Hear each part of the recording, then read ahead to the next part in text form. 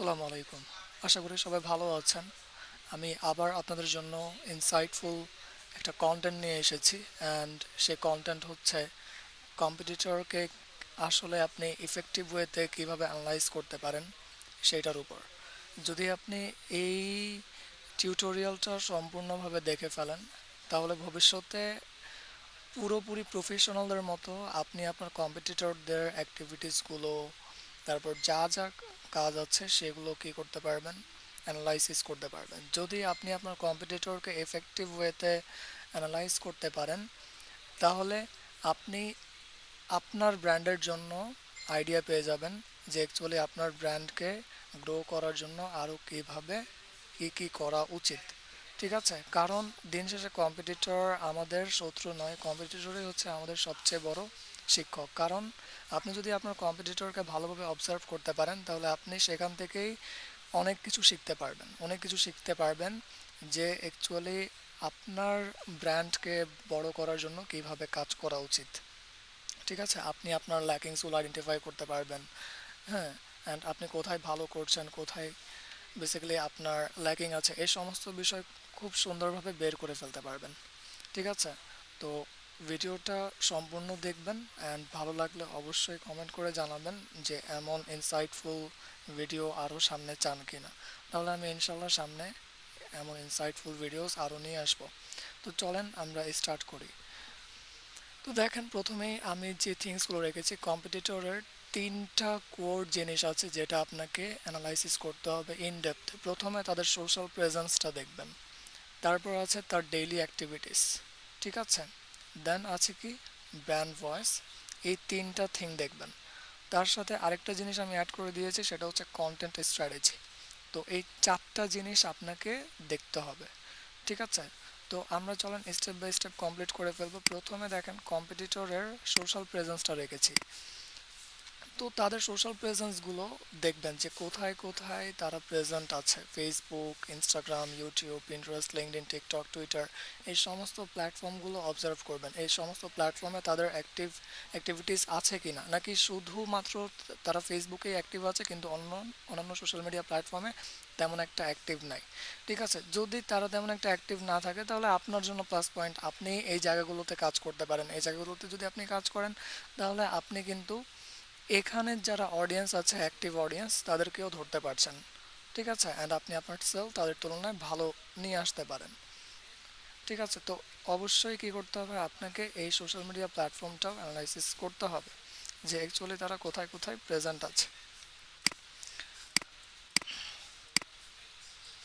ওকে, তারপর তাদের daily অ্যাক্টিভিটিসগুলো track করার চেষ্টা করবেন। ডেইলি অ্যাক্টিভিটিসের মধ্যে কি আছে দেখেন, as simple as that content post quantity. তারা প্রত্যেক দিন কয়টা করে পোস্ট করে সেটা আপনাকে অবজার্ভ করতে হবে। ঠিক আছে, দেন টাইমিং ফর কন্টেন্ট এখানে দেওয়া আছে, তারা কোন কোন সময়কে ফলো করে বেসিক্যালি কী করছে, কন্টেন্ট পোস্ট করছে, সেটাও আপনি দেখবেন। ঠিক আছে, তারপর দেখবেন কন্টেন্টের ভিজুয়াল রেশিও, ইমেজ কয়টা করে পোস্ট করে, টেক্সট টাইপের কন্টেন্ট কয়টা দেয়, ভিডিও কন্টেন্ট কয়টা পাবলিশ করে। ভিডিও কন্টেন্টের মধ্যে হতে পারে আপনার বেসিক্যালি তারা লাইভে উইকে কতবার আসে। ঠিক আছে, এই সমস্ত জিনিসগুলো দেখবেন। তারপর তারা নর্মালি মানুষকে কোনো কিছু বোঝানোর জন্য বা প্রোডাক্ট সেল করার জন্য কয়টা করে ভিডিও দিচ্ছে উইকলি, সেটাও আপনি অবজার্ভ করবেন। তাহলে বুঝতে পারবেন যে অ্যাকচুয়ালি আপনার কয়টা করে ইমেজ টাইপের কন্টেন্ট পাবলিশ করা উচিত, টেক্সট টাইপের কন্টেন্ট পাবলিশ করা উচিত, ভিডিও টাইপের কন্টেন্ট পাবলিশ করা উচিত, লাইভে কোন কোন দিন আসা উচিত। যদি তাদেরকে অ্যানালাইজ করেন তাহলে বুঝতে পারবেন। তো এটাকে বলা হয় কন্টেন্ট ভিজুয়াল রেশিও অ্যানালাইসিস। তারপরে দেখবেন তাদের ব্র্যান্ড ভয়েস। ব্র্যান্ড ভয়েস একদম এক লাইনে বা একদম সংক্ষেপে বলে দিতে যাচ্ছি, যখন আপনি তাদের অ্যাক্টিভিটিসগুলো ট্র্যাক করবেন তখন একটা জিনিস খেয়াল করার চেষ্টা করবেন, তারা নিজেদের বায়োতে, ঠিক আছে, প্রত্যেকটা তো বিজনেস পেজ হয়, প্রত্যেকটা সোশ্যাল মিডিয়া প্ল্যাটফর্মে বিজনেস পেজ হয়, সেই বিজনেস পেজের বায়োতে তারা যা লিখেছে সেটা অ্যাকচুয়ালি মেনটেন করছে কিনা, নাকি সেখানে লিখেছে একটা জিনিস কিন্তু তাদের অ্যাক্টিভিটি আবার অন্যরকম। ঠিক আছে, এমন যদি ইররিলেভেন্ট থিংস পান তাহলে তাদের ব্র্যান্ড ভয়েসটা মেনটেন হচ্ছে না। ঠিক আছে, এটাকে মার্কেটিংয়ের ভাষায় বলা হয় ব্র্যান্ড ভয়েস কনসিস্টেন্সি।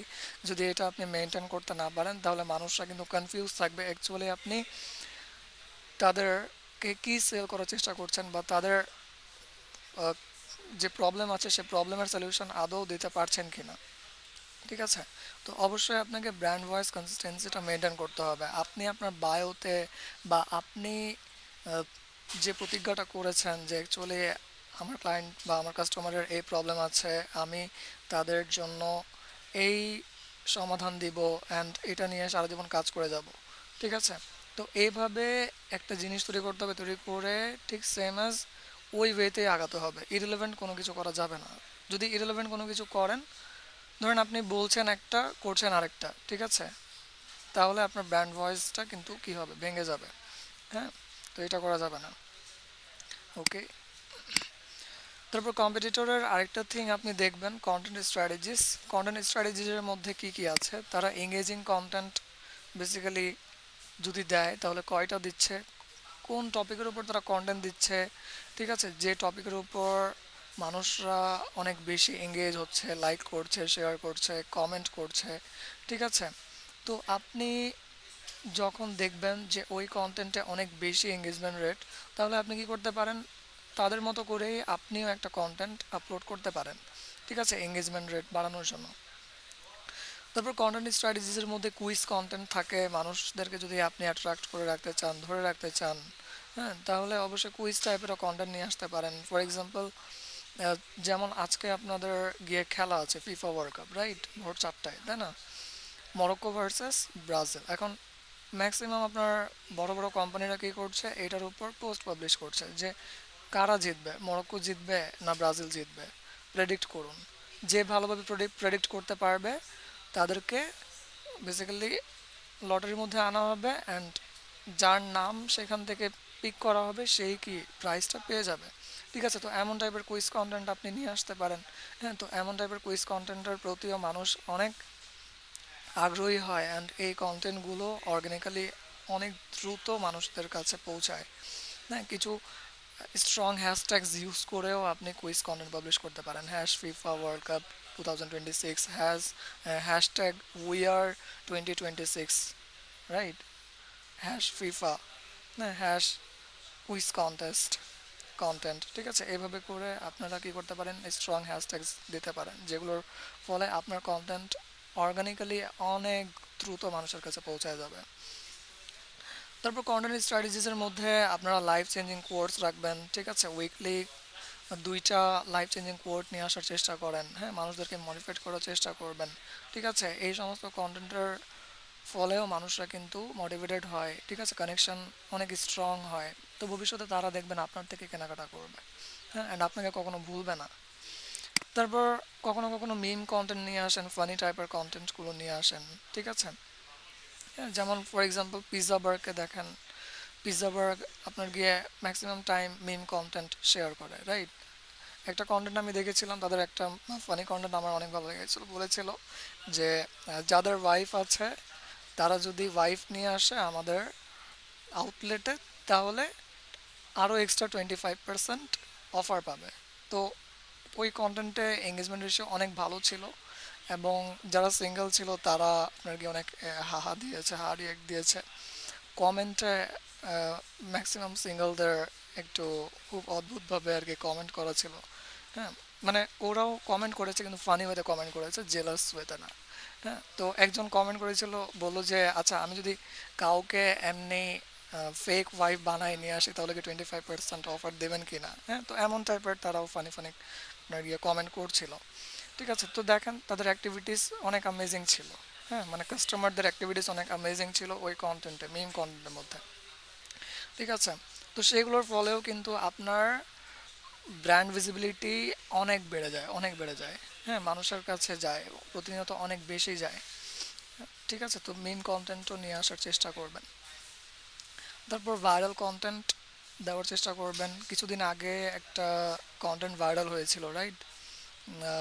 একজন মানুষ আরেকজনকে শেখাচ্ছে, তাই না? বলতেছে যে ঠিক কিনা, এমন টাইপের একটা কন্টেন্ট ছিল। তো ওইটার উপর অনেক মানুষ আপনার গিয়ে কন্টেন্ট দেওয়া শুরু করেছে। তারপর ব্র্যান্ড, আমরা যারা ব্র্যান্ড আছি, বড় বড় যারা ব্র্যান্ড আছে আর কি, কোম্পানি আছে, তারাও এমন টাইপের কন্টেন্ট দেওয়া শুরু করেছিল। হ্যাঁ, কথা ঠিক নাকি বেঠিক, রাইট, এমন টাইপের একটা কন্টেন্ট ছিল, আমার মনে পড়তেছে না। তো ভাইরাল কন্টেন্ট নিয়েও আপনাদেরকে কাজ করতে হবে, তো সেটার ফলেও অর্গানিক রিচ অনেক বেড়ে যায়। তারপর ভালো ভালো ইনফ্লুয়েন্সাররাও কী করেছিল, তেমন টাইপের কন্টেন্ট রিল আকারে পাবলিশ করেছিল, তো তারাও, যারা ছোটো ছোটো ইনফ্লুয়েন্সার ছিল, তারাও অনেক দ্রুত ভাইরাল হয়ে গেছে। ঠিক আছে। হ্যাঁ, তো আপনারাও অবশ্যই ভাইরাল কন্টেন্ট নিয়ে কাজ করার চেষ্টা করবেন। তারপর আছে কি, আপনার দেখেন এখানে ইমোশনাল কন্টেন্ট, মানুষরা যে কন্টেন্টের সাথে সবচেয়ে বেশি রিলেট করে সেটা হচ্ছে ইমোশনাল কন্টেন্ট। হ্যাঁ, ফর এক্সাম্পল হচ্ছে যে ধরেন একজন ব্লাইন্ড ম্যান ছিল, যাকে কেউ দান করতো না। কেউ দান করতো না। ঠিক আছে, তো একজন মেয়ে দেখতে পেলো যে সে একজন ব্লাইন্ড ম্যান, তাকে কেউ দান করতেছে না, কেউ হেল্প করতেছে না, তো সে কী করলো, একটা বোর্ড নিল, বোর্ড নিয়ে তার পাশে রেখে দিল, অ্যান্ড ওই বোর্ডে লেখা ছিল যে তোমরা সবাই সুন্দর পৃথিবীকে দেখতে পাচ্ছ, কিন্তু আমি দেখতে পাচ্ছি না। রাইট, তো সে বোর্ডে ওই লেখাটা দেখে পরের দিন সব মানুষরা তাকে হেল্প করা শুরু করেছে, দান করা শুরু করেছে। তো ট্রাই করবেন কিছু এমন টাইপের ইমোশনাল লাইফ চেঞ্জিং কন্টেন্টগুলো নিয়ে আসার, যে কন্টেন্টগুলো দেখে মানুষরা ইমোশনাল হয়ে যায়। ইমোশনাল হয়ে গেলে কী হবে, ভবিষ্যতে দেখবেন যে আপনি যে প্রোডাক্ট বা সার্ভিসের উপর একটা ইমোশনাল কন্টেন্ট বানিয়েছেন, তারা আপনার থেকে ওই প্রোডাক্ট বা সার্ভিস কিনবে। হ্যাঁ, প্রোডাক্ট বা সার্ভিস কিনবে। এটাকে আমরা মার্কেটিংয়ের ভাষায় বেসিক্যালি পজিশনিংও বলে থাকি। হ্যাঁ, এসটিপিআর মধ্যে পড়ে, সেগমেন্টেশন, টার্গেটিং, পজিশনিং। তো পজিশনিং হচ্ছে ব্রেনে জায়গা তৈরি করা। তো ইমোশনাল কন্টেন্ট দিয়ে আপনি মানুষের ব্রেনে জায়গা তৈরি করতে পারেন। ঠিক আছে, একবার যদি তার ব্রেনে আপনি জায়গা তৈরি করতে পারেন, তাহলে সে কখনো আপনাকে ভুলবে না, প্রতিনিয়ত আপনার থেকে কেনাকাটা করবে, তারা আপনার লয়াল কনজিউমার হয়ে যাবে। ঠিক আছে। তারপর কি আছে, কাস্টমার রিভিউ কন্টেন্টও উইকলি অবশ্যই 2 থেকে 3টা নিয়ে আসার চেষ্টা করবেন, অথবা উইকলি মিনিমাম একটা রাখবেন কন্টেন্ট আপনার আপনার কন্টেন্ট ক্যালেন্ডারের মধ্যে। তো কাস্টমার রিভিউ কন্টেন্ট দিলেও কি হয়, অন্যান্য যারা নতুন নতুন কাস্টমার্স আছে, তারা আপনার সে বিজনেস পেজেসগুলোতে আসে, এসে রিভিউসগুলো দেখার চেষ্টা করে যে অ্যাকচুয়ালি আমি যদি কিনি আপনাদের থেকে, তাহলে আসলে কি বেনিফিটেড হব নাকি ঠকে যাব। তো তারা সবার থেকে মানে সবচেয়ে প্রথমে কি করে, কাস্টমার রিভিউ কন্টেন্টগুলো দেখার চেষ্টা করে যে কারা কী বলছে। ঠিক আছে, এমন কোনো রিভিউ আছে কি না। তো আপনারাও প্রতিনিয়ত রিভিউ টাইপের কন্টেন্ট নিয়ে আসার চেষ্টা করবেন। হ্যাঁ, কাস্টমারদের এক্সপিরিয়েন্স কেমন ছিল আপনার প্রোডাক্ট কেনার পর, ঠিক আছে, বা সার্ভিস নেওয়ার পর। হ্যাঁ, তো এমন টাইপের কন্টেন্টও দেওয়ার চেষ্টা করবেন। ওয়েল, দেন আরেকটা থিং আপনাকে মেনটেন করতে হবে, সেটা হচ্ছে long term customer relationship building strategy. আপনি যদি লং টার্মে কাস্টমারদের সাথে রিলেশনশিপ বিল্ড করতে চান, তাহলে এই স্ট্র্যাটেজিসগুলো মেনটেন করবেন। তো প্রথমে কী আছে, মেনটেন কোয়ালিটি অ্যান্ড কনসিস্টেন্সি। অবশ্যই আপনাকে আপনার কন্টেন্ট কোয়ালিটি মেনটেন করতে হবে, আপনার প্রোডাক্ট বা সার্ভিস যেন খুব কোয়ালিটিফুল হয়, ভালো হয়। হ্যাঁ, মানুষ যেন সেটা নিয়ে আসলে নিজের প্রবলেমের সলিউশন পায়। ঠিক আছে, নিয়ে যেন ঠকে না যায়। হ্যাঁ, তা নাহলে কিন্তু পরবর্তীতে ওই কাস্টমাররা আসবে না। হ্যাঁ, পরে দেখবেন যে আপনি কাস্টমার হারাচ্ছেন। ঠিক আছে, নেগেটিভ ইম্প্যাক্ট তৈরি হচ্ছে মার্কেটে আপনার নামে। তো অবশ্যই আপনাকে কী করতে হবে, কোয়ালিটি মেনটেন করতে হবে, অ্যান্ড ডেফিনেটলি কনসিস্টেন্সিও মেনটেন করতে হবে। কনসিস্টেন্সি হচ্ছে যে লেগে থাকার একটা মাইন্ডসেট, মন মানসিকতা। ঠিক আছে, আপনাকে লেগে থাকতে হবে। হ্যাঁ, যদি আপনি ধরেন, যদি আপনি মার্কেটিং করতে করতে থেমে যান, তাহলে কিন্তু এক কথায় ধরেন আপনি সেদিনই মারা গেলেন। ঠিক আছে, এক কথায় সেদিনই আপনার সে বিজনেসটা মারা গেল। ঠিক আছে, তো তাই কী করতে হবে, কনসিস্টেন্সি মেনটেন করতে হবে, লেগে থাকতে হবে। হ্যাঁ, এমন না যে আজকে আমি কন্টেন্ট পাবলিশ করলাম, কালকে করলাম, এক সপ্তাহ আমি বেসিক্যালি এই সমস্ত বিষয় মেনটেন করলাম, তারপরের সপ্তাহে আমার কোনো খোঁজ খবর নাই, বা পুরো মাস আমার কোনো খোঁজ খবর নাই। যদি এমন অবস্থা হয়, তাহলে কিন্তু আপনার এঙ্গেজমেন্ট রেশিও কমে যাবে, কাস্টমার কমে যাবে। ঠিক আছে, কাস্টমাররা আপনাকে ভোলা শুরু করবে। আর এই থিংগুলো যদি দেখা যায়, তাহলে তার মানে বুঝতে হবে যে আপনার বিজনেস ধীরে ধীরে মারা যাচ্ছে। রাইট, তো সেই ক্ষেত্রে অবশ্যই আপনাকে কী করতে হবে, কনসিস্টেন্সিও মেনটেন করতে হবে। ওকে, অ্যান্ড আপনি যদি লং টার্মে কাস্টমার রিলেশনশিপ বিল্ড করতে চান, ধরে রাখতে চান, তাহলে অবশ্যই প্রতিনিয়ত আপনাকে কিছু এক্সাইটিং বা গ্রেট অফারের সাথে আসতে হবে। ঠিক আছে, ভালো ভালো আরও অফার নিয়ে আসেন। ইরেসিস্টেবল অফার্সগুলো হয়, ঠিক আছে, এমন টাইপের অফার্সগুলো নিয়ে আসেন। হ্যাঁ, ভালো ভালো রি এঙ্গেজমেন্ট টাইপের অফার হয়।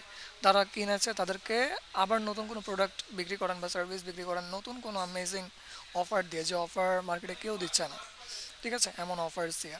হ্যাঁ, ওকে, দেন আপনাকে অবশ্যই before service and after service নিয়ে কাজ করতে হবে। হ্যাঁ, আপনাকে খুব ভালোভাবে before service and after service নিয়ে কাজ করতে হবে। কাস্টমারের এক্সপিরিয়েন্স যেন ভালো থাকে। হ্যাঁ, আপনার প্রোডাক্ট নেওয়ার পূর্বেও যেন ভালো থাকে, প্রোডাক্ট নেওয়ার পরও যেন কাস্টমারের সাথে আপনার যে প্রোডাক্টের বা সার্ভিসের সাথে যে এক্সপিরিয়েন্স আছে সেটা অলওয়েজ যেন ভালো থাকে। যদি খারাপ হয় তাহলে কিন্তু সমস্যা। ঠিক আছে, তারা বলবে যে তাদের আফটার সার্ভিস ভালো না। হ্যাঁ, বিফোর সার্ভিস ভালো ছিল।